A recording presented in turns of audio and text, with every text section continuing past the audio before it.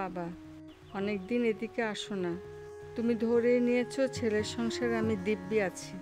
অনেক দিন পর 2 মিনিটের জন্য আসো আর দেখে যাও যে আমি বেশ আছি। এখানে ভয় করে কর্তা।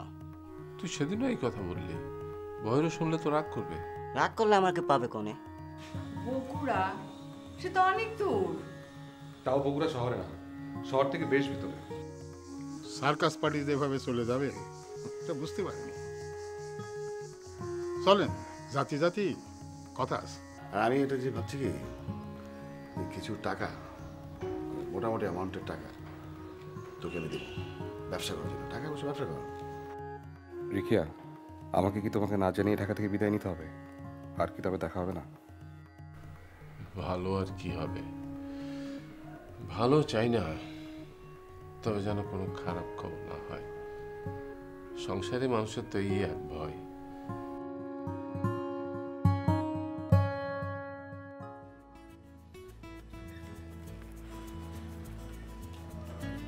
আর হাঁটতে পারছি না, একটা রিক্সা নাও, শোনো, বাসায় চলো। দেবরের সাথে যত পারো হেঁটে নাও, তারপর তো কোথাও না কোনো গ্রামে গিয়ে পড়ে থাকবো। আমিও ভাবছি তুমি চলে গেলেই বুঝবো ঘরটা কেমন খালি খালি। স্বীকার করছো তাহলে? স্বীকার করছি না মনে হয়? আচ্ছা, চাকরিটা না নিলে হয় না?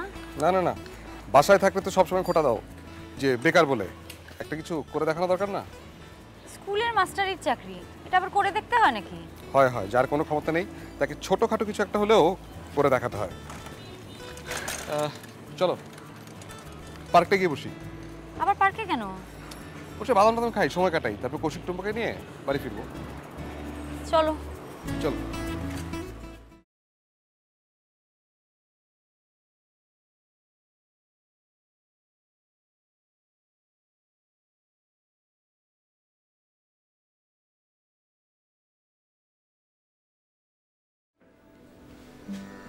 আমি তো অসময়ে কিছু খাই না, তুমি জানো না। সব সময় ধরে খেতে হবে নাকি? আচ্ছা সে হবে, একটু পরে তো চলে যাবে। কেন, ভালো মন্দ দেখে যাবে না? আজকাল কেই বা ভালো আছে বলো? সবাই বাইরেটা চকচকে করে রাখবার চেষ্টা করে, কিন্তু ঢেকে রাখতে পারে না। তুমিও পারোনি। কি পারেনি?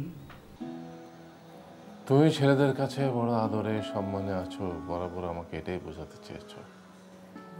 আমিও কিন্তু বরাবর এটাই বুঝেছি তুমি নিজেকে ধোঁকা দিচ্ছ।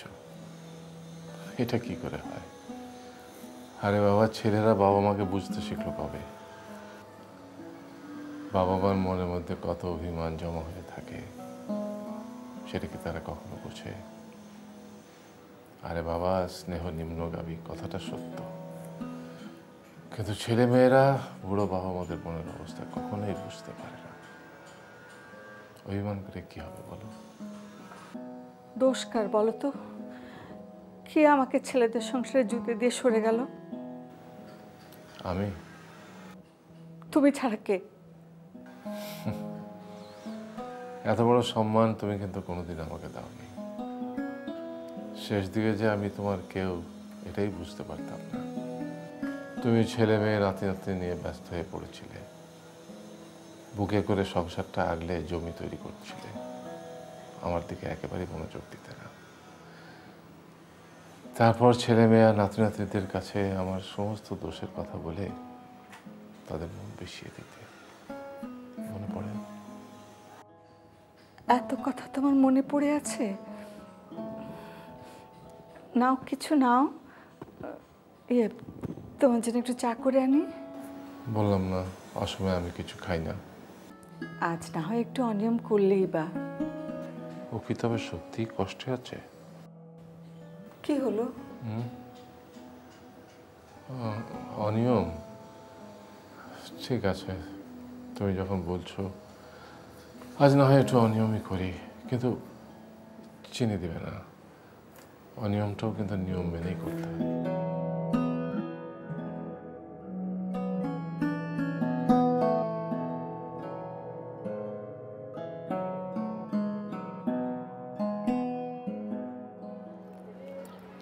শুধু একজনের সাথে দেখা হলো না, রিখিয়া, হুম। দেখা না করার কি আছে, দেখা করে আসো। না থাক, একটা শূন্যতা নিয়ে গেলে ফেরার টানটা থাকবে। বাবা, তলে তলে এত কিছু। ফুল লাগবে, ফুল, ভালো ভালো ফুল। না রে, ফুল লাগবে না, ফুল দেওয়ার লোক নেই। ভাবির একটা কিনে দেন। ভাবির ফুল লাগবে না, ভাবি এমনিতে অনেক সুন্দর। দেন না একটা। ঠিক আছে, দে একটা।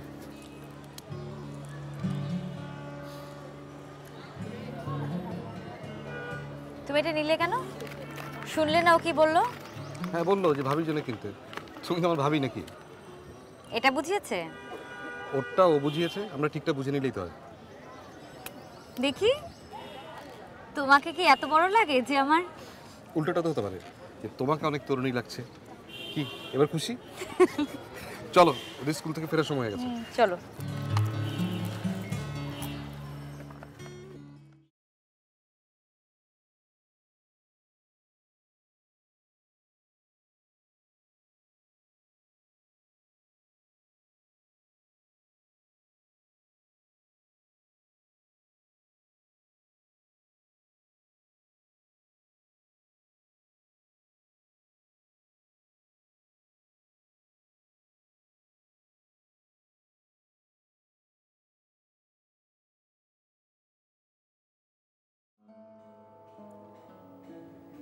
বাড়িঘর ছেড়ে আমি যেমন বনবাসী, তুমি ঘরে থেকেও ঠিক তেমনি বনবাসী।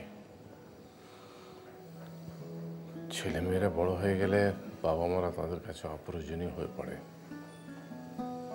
সেটা বুঝে বাবা মারাও নিজেরা অপ্রয়োজনীয় হয়ে সংসার থেকে সরে পড়াটাই ভালো। আমার ছেলেরা ওরকম না। তোমার ছেলেরা ভালোই, কিন্তু বুড়ো বয়সে ছেলে মেয়েরা যদি বাবা মাকে তাদের নিজেদের ছেলেদের মতো না দেখে, তাহলে তো সংসারটাও বনবাস। শুধু ভাত কাপড়ে কি এসে যায়? মর্মই যদি না বোঝে তো ভাত কাপড় দিয়ে কি হবে? বনবাসের থেকেও তো দেখি ভালো নেই তুমি। শরীরটা যে ভালো নেই তা তো দেখতেই পাচ্ছি। না, ওই গত সপ্তাহে একটু অসুস্থ হয়ে পড়েছিলাম। ওই ব্যথাটা নাকি? হ্যাঁ, সে বুকে ব্যথাটা। ওইসব গাঁও গ্রামের চিকিৎসা দিয়ে হয়? তোমাদের ওখানে বড় ডাক্তার বলতে তো মেঘু, ওকে দিয়ে বুকের ব্যথার চিকিৎসা হবে?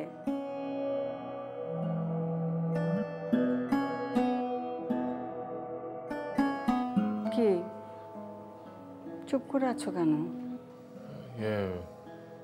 তোমাকে তো একটা খারাপ খবর দেয়াই হয়নি। কদিন আগে মেঘু ডাক্তার মারা গেল। তাই নাকি?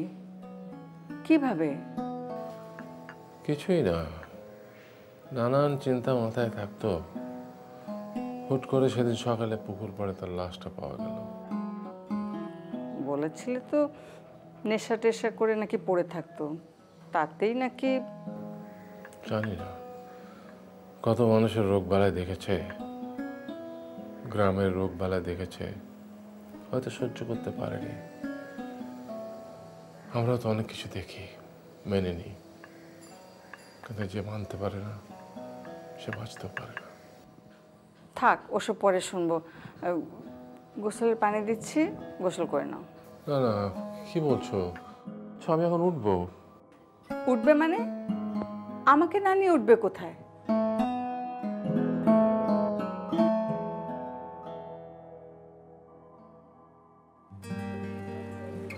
তুমি চলে যাবার আগে একবার বাবার কাছে উঠে যাবে নাকি? যেতে তো ইচ্ছে করছে, সময় পাবো কিনা জানি না। মাঝে মাঝেই মনে হয় মানুষটাকে বড় বেশি অবহেলা করা হয়েছে। মাও তো যাই যাই করছে, গেলে মাকেও সাথে নিয়ে যেতাম। থাক, তোমার তরফ থেকে কিছু বলার দরকার নেই। ভাববে তাড়িয়ে দিতে চাচ্ছি। একেবারে তো যাচ্ছে না, নাকি চাচ্ছ যে একেবারেই চলে যাও? কি যে বলো না। না, আমি বাড়িতে থাকতে বলতে যে বেকার মানুষ, চাকরি নিয়ে চলে যাও, এখন আবার বলছো যে আমি না থাকলে মন খারাপ করবে, ঘরটা শূন্য লাগবে। মা চলে গেলেও দেখবে একই রকম লাগবে, সব কিছু শূন্য মনে হবে। সব কিছু তোমাদের বেলাই হবে, তাই না? আমি চলে গেলে কখনো কি শূন্য মনে হবে? কি কখনো শূন্য মনে হবে? নাকি শূন্য করে দেবার মতো কোনো ক্ষমতাই দেখাতে পারিনি, তাই না? তোমার ভেতরে যে মমতা, সেটা হচ্ছে তোমার শক্তি। তুমি না থাকলে পুরো সংসারটাই শূন্য হয়ে যাবে। ফুলাচ্ছ না?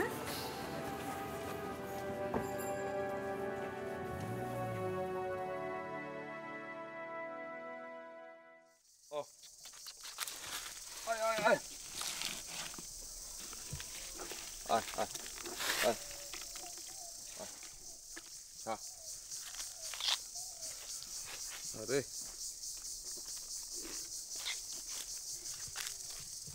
কি রে গরুরে ফ্যান তোর খাওয়াতে হবে কেন? বাড়িতে লোকজন নেই নাকি? থাকবে না কেন, প্রচুর লোকজন আছে, লোকজন দিয়ে তো বাড়ি ভরে রাখছেন। এক শালাও তো কাজের না, গরুর চেহারা দেখে বোঝেন না? এই কোকো, হুম। আমি ভেবে দেখলাম তোর বাড়িতে থাকা ঠিক হবে না। কেন ঠিক হবে না কেন? গেরস্থালি কাজ বাজ করবো। আরে সে দেখার জন্য তো মেলা লোক রয়েছে। সেই লোকগুলোরও তো দেখে শুনে রাখতে একটা লোক দরকার, তাই না? আর আপনি এখন বুড়ো হয়েছেন, তাই সব কিছু দেখভাল করার দায়িত্ব তো আমার, তাই না? নিজেরা চাষবাস করে আজকাল কোনো লাভ নেই, বর্গা দেওয়া অনেক লাভ আছে, জমি বর্গা দিয়ে দেবো। সে না হয় দেবেন, কিন্তু আমি ভাবতেছি একটা সমেল দেব। টাকা পাবি কোনে? কেন আপনি দেবেন? একটা ব্যবসাপাতি কিছু একটা নিয়ে থাকি, সারা জীবন তো আর ঘুরে ফিরে চলায় দেওয়া যাবে না। সেটা ঠিক আছে, যেটা কলাম সেটা ভাইবে দেখ। বাড়িতে থাকলে বিপদে পড়তে পারিস, বুঝেছিস?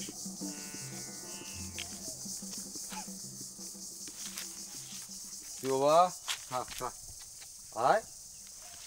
আলাদা করে কি খাতি দিচ্ছে না দিচ্ছে, তো নিদ্রেই খাতি হয় না, তোরে খাতি দেবে নাকি? বয়রুর বাড়ির গরু হয়তো তুমি, তোমার তো জীবন শেষ।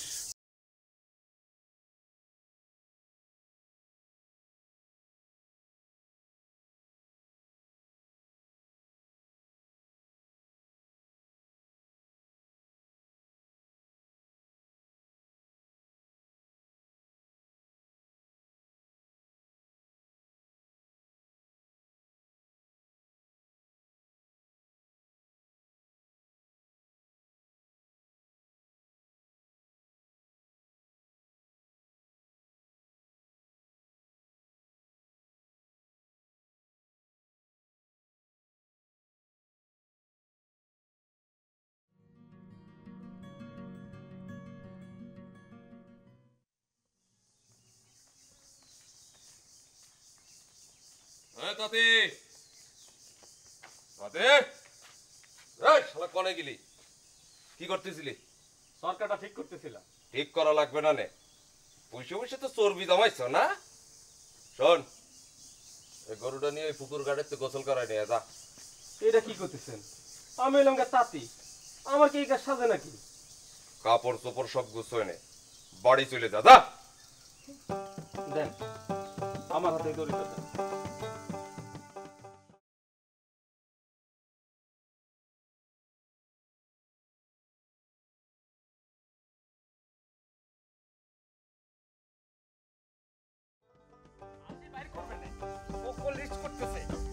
এই বাড়িতে কার কার খানা শেষ সেই লিস্ট আমারে ঢাকা নিয়ে যাবে কোথায়? ঢাকা যাওয়ার পর্যন্ত না খেয়ে থাকতে পারবে? নে ধর রশিদ।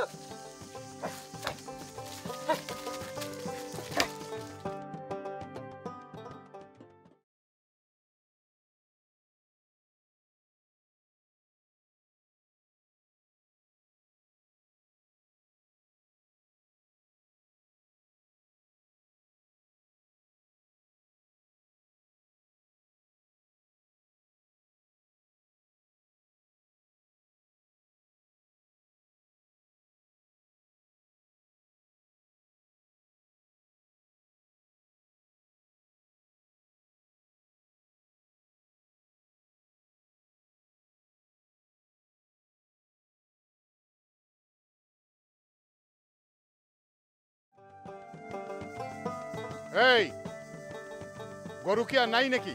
এই একটা গরু নিয়ে পড়ে আসিস, জারগুলো নিয়ে আয়।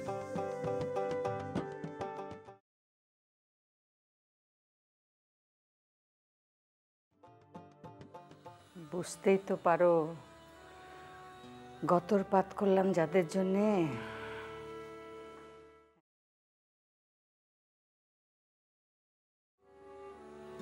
বৌমা তো বলে এই যে রণ পাগল হলো সেটা নাকি আমার জন্যে।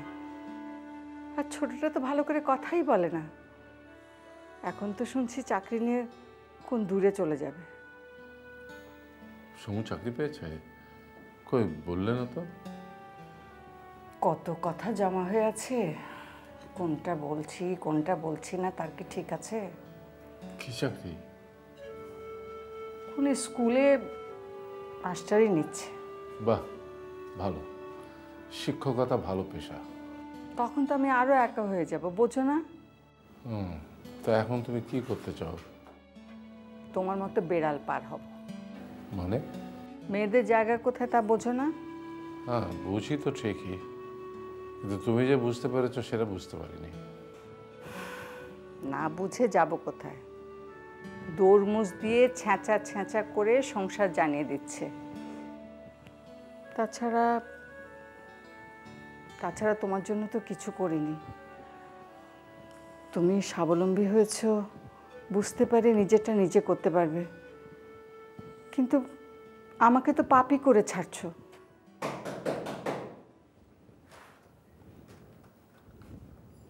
নয়,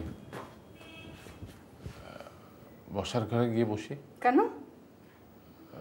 তোমার ঘরে তো কখনো বসিনি। কখনো বসেনি বলে কি বসা যাবে না? বসো।